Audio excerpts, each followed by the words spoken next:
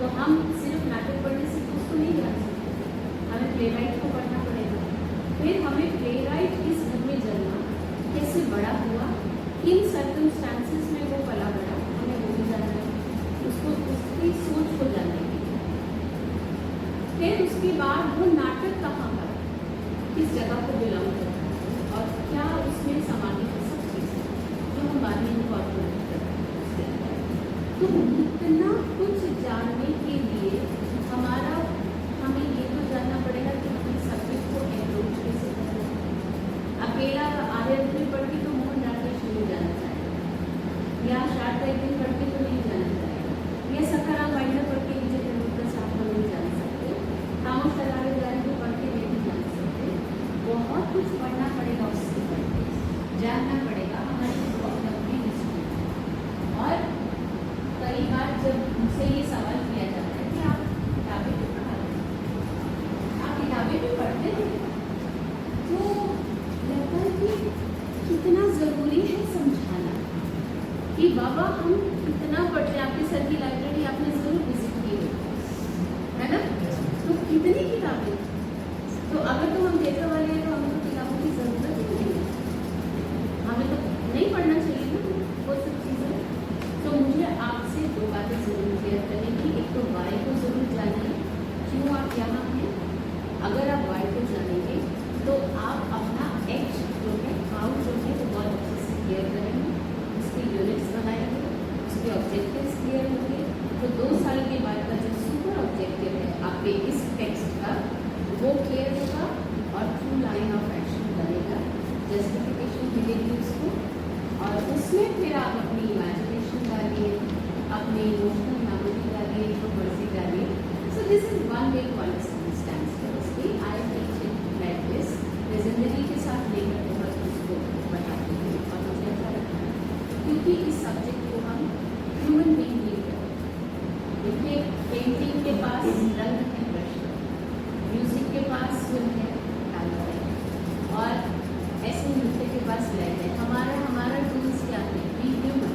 हम direct dissection करते हैं ह्यूमन इमोशंस का, ह्यूमन बॉडी का, है ना।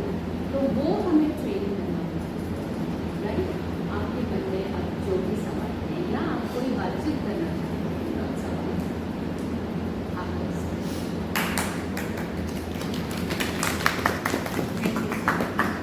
पता नहीं क्या बोला था, इतनी जर्नी में कोई किसी बातें हो सकती। बाकी मैं ये ज़रूर चाहूँगी कि आप बातचीत करें, सो दैट मुझे ये थोड़ा सा आपको भी समझने का मौका मिले और आप लोग किस तरीके से सोचते हैं, समझते हैं, अभी की जनरेशन में आपसे हम क्या जान सकते हैं, हमारी जर्नी कैसे एनहांस हो सकती है।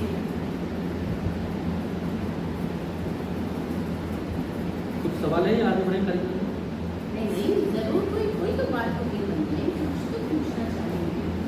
संकोच नहीं दो, हम नहीं डांटेंगे। नहीं ऐसे तो इसमें तो डांटने की बात नहीं।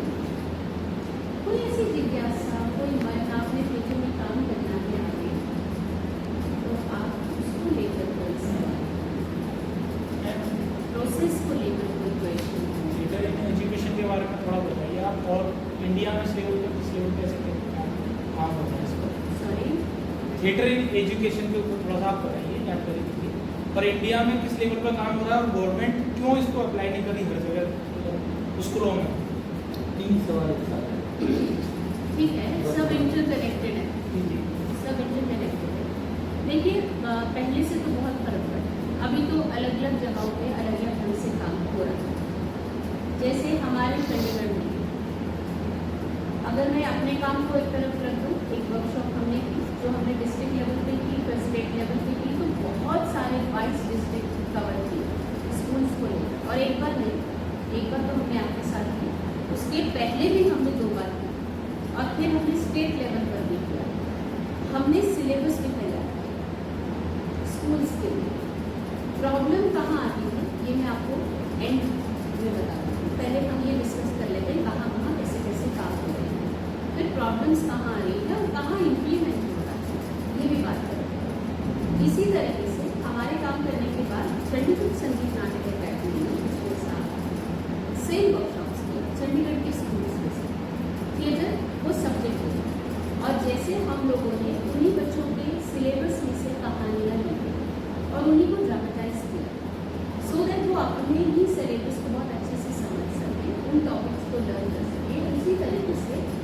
वहाँ पर भी उसी लिटरेचर से कहानियाँ लेकर काम हुआ।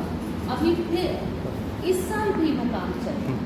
अभी स्टूडेंट्स वहाँ एस टीचर्स काम कर रहे हैं। बाकी के स्टेट्स में भी मुझे ऐसे लगता है, जैसे दिल्ली में बहुत सारे स्कूल हैं यहाँ पर ये काम हो रहा है। अगर ग्वालियर की बात करें तो आप लोग भी बहुत सारा ये काम कर रहे हैं, और वहाँ NBSD ने भी इस तरीके का काम किया पीछे टाइम से, जहाँ मुझे मानता है कुछ वर्कशॉप्स उन्होंने लगवाए, लैब के बच्चों ने काम किया। सो काम हो रहा है। सबसे अच्छी बात एक और हुई है कि NEP में इस सब्जेक्ट के ऊपर जोर दिया गया। तो अब ये जो NEP नई इंट्रोड्यूस हो रही है, इसमें भी इस सब्जेक्ट को लेकर, ये सब्जेक्ट आज का नहीं, आज का काम हुआ। ये सब्जेक्ट तो बहुत पहले से, जब से ये इंस्टीट्यूशंस बने तब से, अगर ये रेगुलर काम होता इसको लेकर बहुत ज़्यादा अच्छी तरीके से, तो अब तक ये आ चुका है। मुझे लगता है कहीं ना कहीं ये लैप्स है कि तब स्कूल और कॉलेजेस में इसकी इंट्रोडक्शन नहीं कर पाते। अगर तब हुई होती, जैसे अब यूनिवर्सिटीज़ में भी अब जाकर आया, बहुत सारी यूनिवर्सिटीज़ में अब इंट्रोड्यूस हुआ है। इवन राजा मानसिंह ने भी अभी कुछ साल पहले ये सब्जेक्ट बनाई, यूनिवर्सिटी बनाई। ऐसे ही हमारे सेंट्रल यूनिवर्सिटी बठिंडा में, जहाँ की बात अभी डॉक्टर नाथपुर बोले थे, हमारे एक स्कॉलर है जो वहाँ पर डॉक्टर डिपार्टमेंट है, डॉक्टर राजेश, वहाँ पर ये सब्जेक्ट आया है। पहले से तो बढ़ा, हम ये नहीं बोल सकते कि काम नहीं, अब काम और भी हो रहा है, लोग अवेयर हो रहे हैं। प्रॉब्लम कहाँ की? इस सब्जेक्ट की अवेयरनेस। जब से हम लोगों ने और बहुत सारे लोग हमसे बातचीत करनी शुरू की, इस सब्जेक्ट की अवेयरनेस हो गई। जब से हमने ये बोलना शुरू किया कि ये subject is very important for human life, इसको आप जानिए। आप सिर्फ इसको ये मत समझिए कि ये पंडमरासी है या ये तो थिएटर वाले, ये तो ड्रामे वाले हैं, क्योंकि उसमें ऐसा नहीं है। देखिए कुछ गलतियाँ हमसे भी हुई, मैंने खुद देखा था, मैं खुद ये महसूस किया कि हम लोग कई बार डिफरेंट होने के जाम में हम कुछ भी करते, रिक्शा लेके निकल पड़ेंगे, बोलने लग जाएंगे, आधे कपड़े पहन के चले जाएंगे, पर्पस नहीं होता हमारे पास। पर्पस होना बहुत इम्पोर्टेंट। ये नहीं सोचते, क्यों? क्योंकि समाज हमको अलग नजरिए से देख रहा है। या तो हम उनके लिए आइडल बन जाएंगे, या हम उनके लिए जोकर बन जाएंगे। डिसाइड हमको करना है, हमें क्या बनना है। हमें जोकर बनना है या हमें आइडल बनना है? जोकर बनना बहुत आसान है। हमें ये कहना कह रहे हैं तो कार्टून है, बहुत ईजी है। इसके लिए हमारी हरकतें बहुत वैसी हो सकती हैं, वो भी हमें डिफरेंट करार देगी, वो भी हमें तालियां देंगी, लेकिन अलग तरीके से चूज हमें करना, हमें किसी तालियां चाहिए। लेकिन अगर आइडल बनना है तो उसके लिए हमें बहुत तपस्या करनी है अपने आप। हमारी तपस्या बहुत कठिन है, हमारे स्ट्रगल्स बहुत कठिन है, और उसमें सच्चाई, निष्ठा, अपने आप के साथ तप, अपने आप के साथ संयम, अपने आप के साथ पेशेंस, अपने आप को एक अच्छा ह्यूमन बनाना बहुत इम्पोर्टेंट है। एक अच्छा कलाकार तभी हो सकता है तो कोई अच्छा कभी नहीं।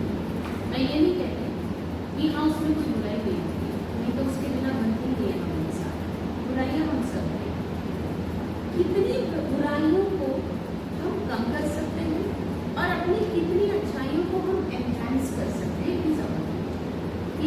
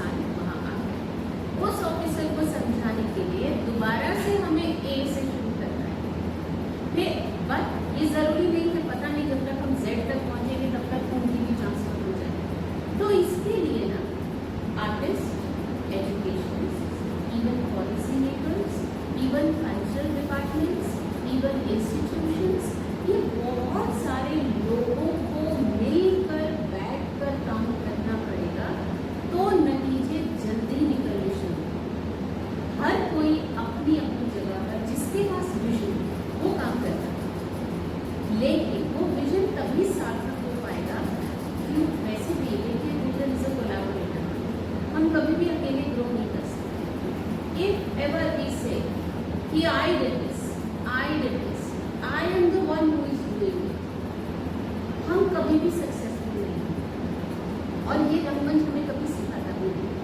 थिएटर इसे कोलैबोरेट, हम सीखते ही इसमें सहभागिता। हम सबका अपना अपना एक रोल है, एक वजूद है, एक काम है। हाँ, उस काम को हमें किस तरीके से करवाना है, किस तरीके से रोकना है, वो किसी एक का विजन हो सकता है, लेकिन उस विजन को सार्थकता कभी भी एक अकेला इंसान नहीं। वो एक पूरा का पूरा ग्रुप होगा जो उसको सार्थक करेगा और हर एक उसमें एक अहम भूमिका उसको हम लगा देंगे। तो यहाँ एक प्रॉब्लम आती है, इसके लिए work is going on. We wish हमारी जो फिगर्स क्रॉस हो, आप भी कर लीजिए, जल्दी से जल्दी हो जाए ये काम, क्योंकि ये आना चाहिए सब्जेक्ट। आज के युग में जहाँ पर इतना टेक्नोलॉजी, जहाँ पर इतना सोशल मीडिया, जहाँ पर ये हमारे हाथों में है और हम इसी के साथ जुड़ रहे हैं, हमारी दुनिया इस